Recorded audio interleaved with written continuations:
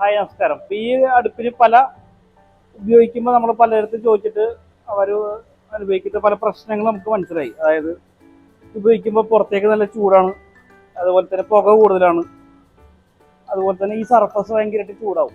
അപ്പോൾ ആൾക്ക് പണിക്കാർക്ക് നിൽക്കാനും ഇതിൻ്റെ അടുത്തുനിന്ന് പെരുമാറാനും പണിയാനൊക്കെ ബുദ്ധിമുട്ടാണ്. അപ്പോൾ അതിൻ്റെ ടെക്നിക്കൽ സൈഡ് നമ്മൾ പഠിച്ചിട്ട് ആ ഇഷ്യൂസ് സോൾവ് ചെയ്തിട്ട് ഡിസൈൻ ചെയ്തൊരു അടുപ്പാണ് ഇത്.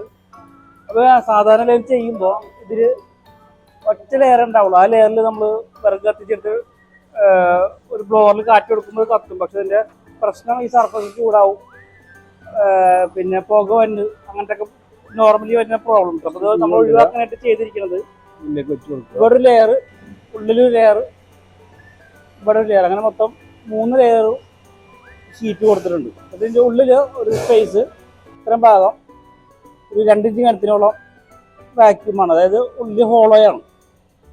ബാക്കി ഇത്രയും ഭാഗം അടുത്ത ലെയർ വരുന്നത് 1000 ഡിഗ്രി വരെ ചൂട് താങ്ങാവുന്നൊരു വോള് പോലത്തെ ഒരു മെറ്റീരിയൽ ഉണ്ട്. അത് വെച്ചിട്ട് നമ്മൾ ഫില്ല് ചെയ്തിരിക്കുന്നത്. അപ്പോൾ ഈ ചൂട് പുറത്തേക്ക് വരില്ല. അതാണ് നമ്മൾ ഈ അടിച്ചിരിക്കുന്ന പെയിൻ്റൊന്നും ഇത്ര ആളായിട്ട് പോകാത്തത്. ഈ ബ്ലോവറിൽ കാറ്റ് കൊടുത്തു കഴിഞ്ഞാൽ ഈ ഉള്ളിലേക്ക് പോയിട്ട് ഇവിടുന്ന് ഇതിൻ്റെ അടിയിൽ കൂടെ പോയിട്ട് അടിയിൽ നിന്നായിരിക്കും കാറ്റ് മുകളിലേക്ക് വരിക. ഞാൻ ജസ്റ്റ് സ്വിച്ച് ഓണാക്കി കാണിച്ചു തരാം. ഇതിൻ്റെ ഉള്ളിൽ നിന്നാണ് ഇപ്പോൾ കാറ്റ് വരും, സൈഡിൽ നിന്നല്ല, ഏറ്റവും അടിയിൽ. അപ്പോൾ ചൂട് കാറ്റ് വരും. ഈ ചൂട് കാറ്റാകുമ്പോൾ തന്നെ ഈ വിറക് കത്താനുള്ള ചാൻസ് കൂടുതലാണ്. അതുപോലെ തന്നെ ശരിക്കും കത്ത് പിടിച്ചോളൂ.